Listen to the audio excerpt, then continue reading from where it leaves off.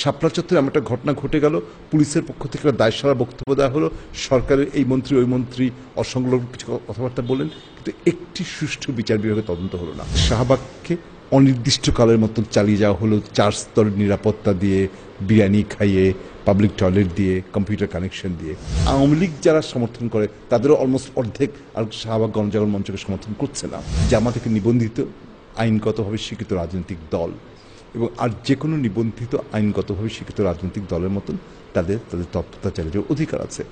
একটা লোককে ডেকে তারপর শারীরিকভাবে নির্যাতন করে তার থেকে তথ্য বের করার চেষ্টা করা, শিবিরের সভাপতিকে মানে রিমান্ড বলে যে ব্যাপারটা চালু আছে, এটা যে কোনো আন্তর্জাতিক মানবাধিকারের মাপকাঠির লঙ্ঘন। আমি জামাত শিবিরের সমর্থক না হয়েও বলি যে পৃথিবীর কোন দেশে একটা রাজনৈতিক শক্তিকে এভাবে ধ্বংস করা যায় না। সরকার যদি এটা ভেবে থাকেন করতে পারবেন, তার বোকার স্বর্গে বাস করছেন। এরকম একটা অযোগ্য অপদার্থ ব্যক্তি একটা স্বাধীন দেশের স্বরাষ্ট্রমন্ত্রী হয়ে আছে, এটা আমাদের সবার জন্য লজ্জা এবং কলঙ্কের বিষয়। এই মিথ্যাবাদীদেরকে তো একদিন না একদিন কাঠগড়ায় দাঁড়ানো উচিত। এই মিথ্যাবাদীদের তো বাংলাদেশের রাষ্ট্রযন্ত্র চালাবার কোনো অধিকার থাকা উচিত। বিএনপি বলছে যে তত্ত্বাবধায়ক সরকার ছাড়া তারা নির্বাচন করবে না। অপরদিকে আওয়ামী লীগ এই প্রশ্নে আপোষ করতে চাচ্ছে বলে মনে হচ্ছে না। আওয়ামী লীগ বারবারই বলছে যে দলীয় সরকারের অধীনে তারা নির্বাচন করতে চায়। ফলে দুটো প্রধান রাজনৈতিক প্রতিপক্ষই যদি ব্যাপারে আপোষে পৌঁছতে না পারে, তারপর কি হবে? এখন আওয়ামী লীগ যদি জোর করে একদলীয় নির্বাচন করতে চায়, সেটা সফল হবে না। এটা দেশীয় গ্রহণযোগ্য হবে না, আন্তর্জাতিক ক্ষেত্রে গ্রহণযোগ্য হবে না। তখন কি ধরনের শক্তির বিকাশ ঘটতে পারে? আমি 5টা সিনারিও দেখি বেসিক্যালি। একটা হচ্ছে যে দুই দলই কিছু আপোষ করলো, এই দল একটু ছাড়লো, ওই দল একটু ছাড়লো, এটা একটা সিনারিও হতে পারে। 2 নম্বর সিনারিও হচ্ছে যে একদল জিতলো, একদল হেরে গেল। হয় আওয়ামী লীগ তার মতো করে দলীয় নির্বাচন করলো, বিএনপি তার মতো করে তত্ত্বাবধায়ক সরকার নির্বাচনটা পেল। কিন্তু এই ক্ষেত্রে সাধারণত যা হয় যে সরকারি দল থাকে এরকম একটা অবস্থাতে সে একটা বেকায়দা অবস্থায় থাকে, কারণ তার ব্যাগেজগুলো অনেক বেশি থাকে। ফলে এই ধরনের একটা হারজিতের ব্যাপার, জিরো সাম গেম যেটাকে আমরা বলি, হলে সরকারি দলের পক্ষেই পরাজয় বরণ করার কথা বেশি এই রাজনৈতিক কনফ্লিক্টে। 3 নম্বর হতে পারে যে দুই দলই হেরে গেল, একটা তৃতীয় শক্তির বিকাশ ঘটল, যে শক্তিটাকে আমরা এই মুহূর্তে দেখতে পাচ্ছি না, সেনাবাহিনী হতে পারে কিংবা কিছু হতে পারে। 4 নম্বর হলো যে দুই পক্ষের মধ্যে দুই পক্ষই অন্য কোন তৃতীয় শক্তিকে ডেকে নিয়ে আসলো, সেটা একটা হতে পারে। আর 5 নম্বর হতে পারে যেটা ওয়ার্স্ট কেস সিনারিও, যে এরকমই করতে শুরু করলো, ওরকমভাবেই দ্বন্দ্ব চলতে থাকলো ইত্যাদি। এই 5টা সিনারির মধ্যে যে কোনো একটা সিনারিও ঘটতে পারে আর কি বলে আমার ধারণা। আসলে রাজনীতির শেষ কথা বলে তো কিছু নেই তো। ফলে জামাত বিএনপির এই মুহূর্তে জোটের যে অবস্থা আছে, এটা আগামী দিনে কি থাকবে, বা বিএনপি যদি ক্ষমতায় আসে তাহলে কি হবে, যদি আওয়ামী লীগ একতরফা নির্বাচন দেয় কি হবে, এগুলো নিয়ে অনেকগুলো প্রেডিকশন করা যেতে পারে। এবং এই প্রেডিকশনগুলোর মধ্যে সবটাই যে প্রেডিক্টেবল তা না, মানে রাজনীতি তো বিশুদ্ধ বিজ্ঞান না, ফলে আমরা ঠিক জানি না এক্স্যাক্টলি কী চেহারা নেবে। তবে এই মুহূর্তে বিএনপি জামাতের যে অ্যালায়েন্সটা, এটা একটা শক্তভাব পর্যায়ে আছে, এবং তার কারণ হচ্ছে সরকার তত্ত্বাবধায়ক সরকারের বিষয়টা তুলে বিরোধী রাজনৈতিক পক্ষকে দেয়ালে পিঠ ঠেকে দিয়েছে। ফলে এই প্রেক্ষিতে বিএনপি এবং জামাতের একটা শক্ত অ্যালায়েন্স আমরা দেখতে পাচ্ছি। ভবিষ্যতে কী হবে আমরা জানি না, এটা হচ্ছে একটা। এরশাদ হচ্ছে বাংলাদেশের রাজনীতির সবচেয়ে আনপ্রেডিক্টেবল ফ্যাক্টর। এরশাদ সকালে একটা বলেন, দুপুরে একটা বলেন, বিকেলে একটা বলেন।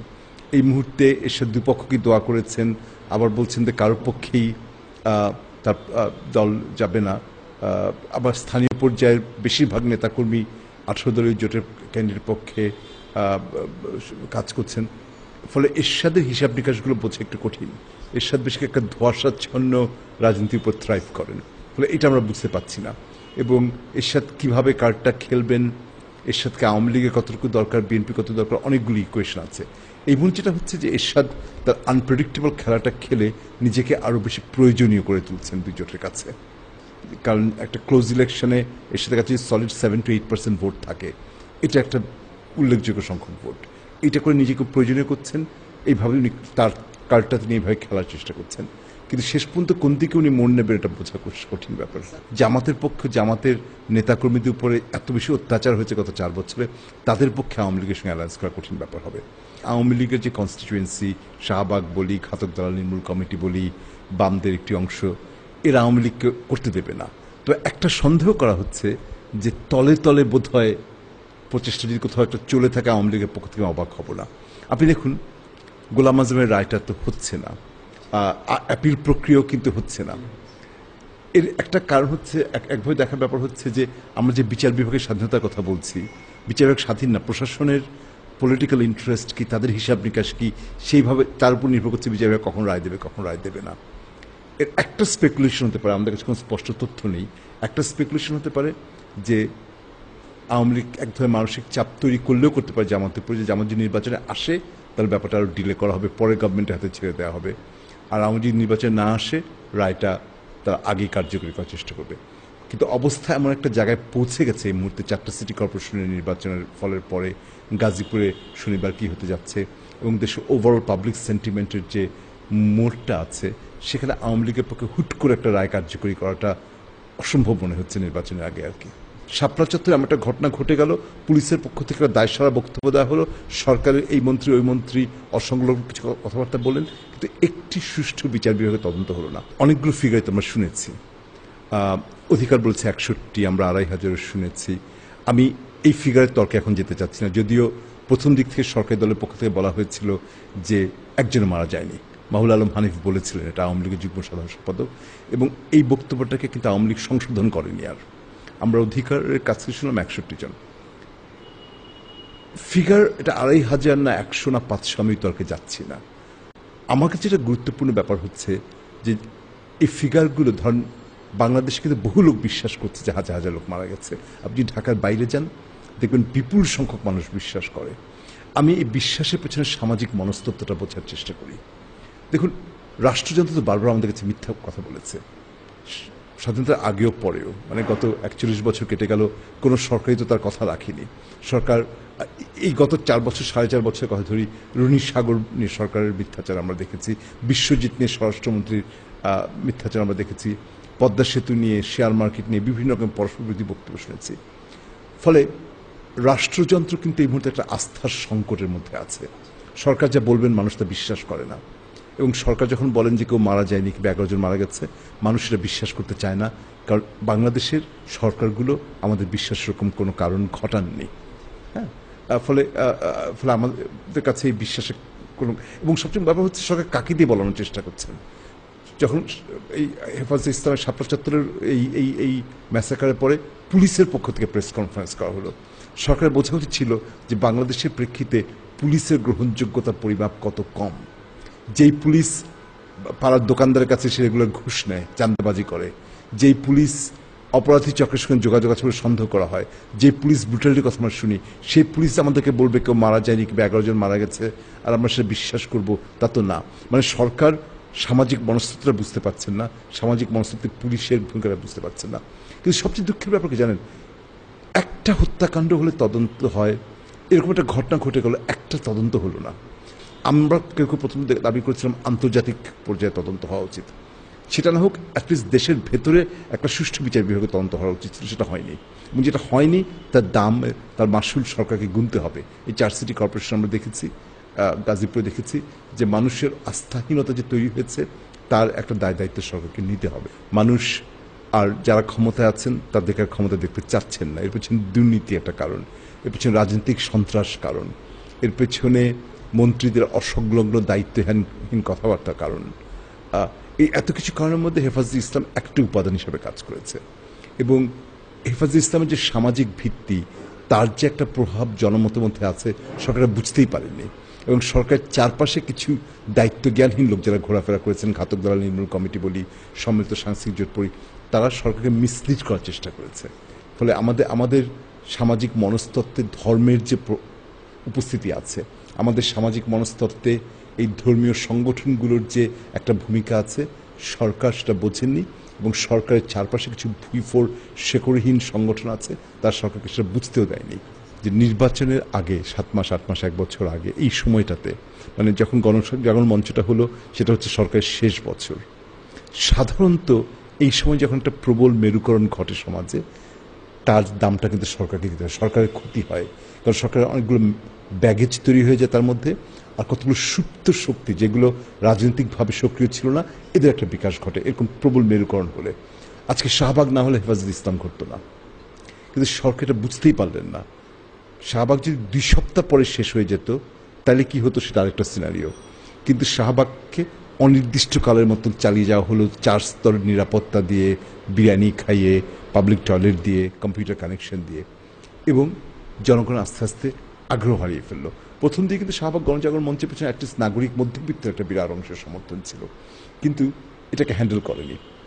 আমি সরকারের উদ্দেশ্যের কথা আরেকটা বিতর্ক, কিন্তু একদম স্কিলের ক্ষেত্রে সরকার এটাকে সঠিকভাবে হ্যান্ডেল করতে পারেননি। হ্যান্ডেল করতে না পারার ফলে হয়েছে কি যে গণজাগরণ মঞ্চ আজকে এই লেটেস্ট আমি যদি বিভিন্ন জরিপগুলো দেখি, অনলি অ্যাবাউট 20%, বড় জোর 24% অফ বাংলাদেশের জনগণের সমর্থন আছে শাহবাগের প্রতি। আওয়ামী লীগের তো একটা মোটা থেকে অ্যাবাউট 40% লোকের সমর্থন। তার মধ্যে আওয়ামী লীগ যারা সমর্থন করে তাদেরও অলমোস্ট অর্ধেক আর শাহবাগ গণজাগরণ মঞ্চকে সমর্থন করছে না। ফলে গ্রহণযোগ্যতাটা ওই পর্যায়ে এসে নেমেছে, এবং গ্রহণযোগ্যতার দায় দায়িত্ব সরকারের উপরে এসে পড়েছে, এবং নির্বাচনগুলোতে তার প্রতিফলন ঘটছে। শেখ হাসিনা জামাতকে ব্যান করতে চান, অ্যাটলিস্ট নির্বাচন আগে করবেন না। আমরা যদি আরেকবার ক্ষমতায় আসে এবং একটা গ্রহণযোগ্য নির্বাচনের মধ্যে আসে, যেটা সম্ভাবনা আমি একেবারেই দেখছি না, তাইলে কি হবে সেটা অন্য প্রশ্ন। কিন্তু এই মুহূর্তে আমার মনে হয় না জামাতকে ব্যান করার ঝুঁকি সরকার নেবে। 71 সালে যারা গণহত্যা করেছেন, ধর্ষণ করেছেন, অগ্নিসংযোগ করেছেন, তাদের একটা দায় দায়িত্ব নিতে হবে, সেরকম সন্দেহ নেই। কিন্তু আমি চাই যে বিচারটা সুষ্ঠু একটা প্রক্রিয়ার মধ্যে দিয়ে হোক, একটা আন্তর্জাতিকভাবে গ্রহণযোগ্য প্রক্রিয়ার মধ্যে দিয়ে হোক। এই যে আপনি যেটা বলেন যে বিদেশি আইনজীবীদেরকে আসতে দেওয়া হলো না, এটা তো একটা আন্তর্জাতিক ক্রাইম ট্রাইব্যুনালটা হয় না। আপনি দেখুন এই যে স্কাইপ সংলাপ, যেটা নিয়ে মাহমুদুর রহমানকে বিপদে পড়তে হলো, এই স্কাইপ সংলাপে তার স্পষ্ট বোঝা গেছে যে সরকারের পক্ষ থেকে হস্তক্ষেপ করা হয়েছে। এবং আলোচনার প্রথমেই আমি যেটা বলেছিলাম যে এই যে রায়গুলোকে পেছানো হচ্ছে, পা ঘষছে সরকার, স্পষ্ট বোঝা যাচ্ছে যে বিচার বিভাগ তার নিজের গতিতে চলছে না, এখানে প্রশাসনের রাজনৈতিক নেতৃত্বের হস্তক্ষেপ আছে। ফলে ফলে যেই বিচার ব্যবস্থায় রাজনৈতিক হস্তক্ষেপ থাকে সেই বিচারকে তো সুষ্ঠু বিচার বলা যাবে না। আপনি বিরোধী দলগুলোর নির্যাতন, ডান্ডাবেরি লাগিয়ে বিরোধী দল নেতাকর্মীদেরকে আদালতে হাজির করা, প্রধান বিরোধী দলের অফিসে হামলা করা, এগুলো তো একদম উপর থেকে, এবং বিরোধী দলের সাধারণ সম্পাদককে বারবার কারাগারে নেওয়া, এগুলো তো একদম উপরের নির্দেশ ছাড়া এগুলো হতে পারে না। শিবিরের ব্যাপারে যেমন ধরুন, আমি জামাত এবং শিবিরের রাজনীতির সঙ্গে আমার একটা স্পষ্ট পার্থক্য আছে, কিন্তু সেটা ইস্যু নয়। ইস্যু হচ্ছে জামাত একটি নিবন্ধিত আইনগতভাবে স্বীকৃত রাজনৈতিক দল, এবং আর যে কোনো নিবন্ধিত আইনগতভাবে স্বীকৃত রাজনৈতিক দলের মতন তাদের তৎপরতা চালিয়ে অধিকার আছে। সেই জায়গাটাতে আপনি কথা কথাকে নির্যাতন করবেন, শিবিরের সভাপতিকে, মানে রিমান্ড বলে যে ব্যাপারটা চালু আছে, এটা যে কোনো আন্তর্জাতিক মানবাধিকারের মাপকাঠির লঙ্ঘন। মানে একটা লোককে ডেকে তারপর শারীরিকভাবে নির্যাতন করে তার থেকে তথ্য বের করার চেষ্টা করা, এটা তো আপনি কোনো সভ্য দেশের মানবাধিকার এটা দেখবেন না। আপনি এই কাজটা করা হচ্ছে, এবং মনে করা হচ্ছে এটা করে জামাত এবং শিবিরকে রাজনৈতিক শক্তি হিসেবে নিঃশেষ করে দেওয়া হবে।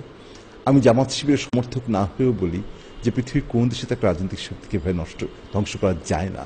সরকার যদি এটা ভেবে থাকেন করতে পারবেন, তারা বোকার স্বর্গে বাস করছেন। বিশ্বজিতের ঘটনার পরে আমাদের স্বরাষ্ট্রমন্ত্রী যে দায়িত্ব, যে কথা বলেছেন, আর সব কিছু বাদ দিলেও, স্বরাষ্ট্রমন্ত্রী 19 সাগর নিয়ে যে নাটক সাজানোর চেষ্টা করেছেন সেটা বাদ দিল, রানা প্লাজার ধাক্কা দিয়ে কথা বাদ দিলেও, আর 10টা অসংলগ্ন কথা বাদ দিল, শুধুমাত্র বিশ্বজিতের ব্যাপারে মন্তব্যের জন্যই পৃথিবীর যে কোনো সভ্য দেশে এই স্বরাষ্ট্রমন্ত্রীর পদত্যাগ করা উচিত ছিল। এরকম একটা অযোগ্য অপদার্থ ব্যক্তি একটা স্বাধীন দেশের স্বরাষ্ট্রমন্ত্রী হয়ে আছে, এটা আমাদের সবার জন্য লজ্জা এবং কলঙ্কের বিষয়। তো যেটা হচ্ছে যে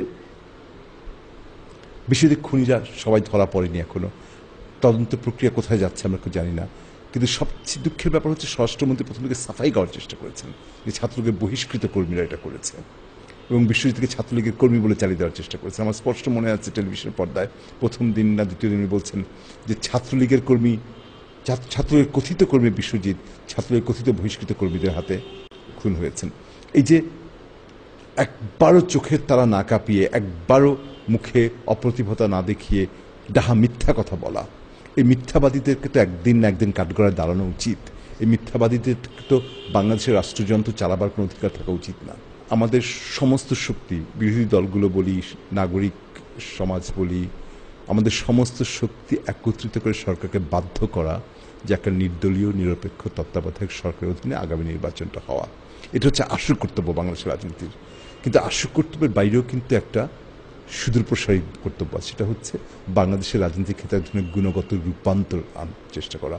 ব্যক্তি কিংবা পরিবারের স্বার্থ হচ্ছে দলের স্বার্থকে বেশি করে দেখা, এবং দলের স্বার্থ হচ্ছে দেশের স্বার্থকে বেশি করে দেখা, এবং একটা পর্যায়ে দেশের স্বার্থ হচ্ছে বিশ্ব মানবতার স্বার্থকে এক করে দেখা।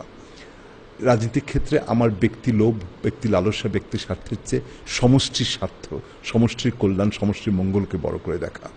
সেটা হতে না পারলে কিন্তু ওই থোরবড়ি খাড়া বড়ি তোর হবে। আজকে হয়তো আওয়ামী লীগ গিয়ে বিএনপি আসবে, 5 বছর পর বিএনপিকে আওয়ামী লীগ আসবে, কিন্তু বাংলাদেশের জনগণের সত্যিকারের কল্যাণটা সাধিত হবে না। বাংলাদেশ সমস্ত পৃথিবীতে ছড়িয়ে গেছে। বাংলাদেশ সিডনিতে, ক্যানবেরাতে আছে, বাংলাদেশ নিউ ইয়র্কে, ওয়াশিংটন ডিসিতে আছে, বাংলাদেশ লন্ডনে আছে, প্যারিসে আছে। এই যে ভৌগোলিক সীমারেখা উপচে পড়ছে দেশের কনসেপ্ট, আমাদের জনগোষ্ঠী মধ্যপ্রাচ্যে বলি, ইউরোপে বলি, উত্তর আমেরিকাতে বলি, অস্ট্রেলিয়াতে বলি, সমস্ত পৃথিবীতে নিজেদেরকে ছড়িয়ে ছিটিয়ে দিতে পেরেছে। দ্বিতীয় আলোর কথা শুনলাম, যতটুকু শুনে মনে হলো এ তো ওই ডায়াসপোরার আরেকটি সংগঠন যারা বাংলাদেশের কল্যাণ নিয়ে ভাবছে, বাংলাদেশের খবর নেওয়ার কথা ভাবছে, এবং তাদেরকে আমরা অভিনন্দন জানাই, তার দেশকে নিয়ে ভাবছেন, দেশের মঙ্গলের জন্য ভাবছেন।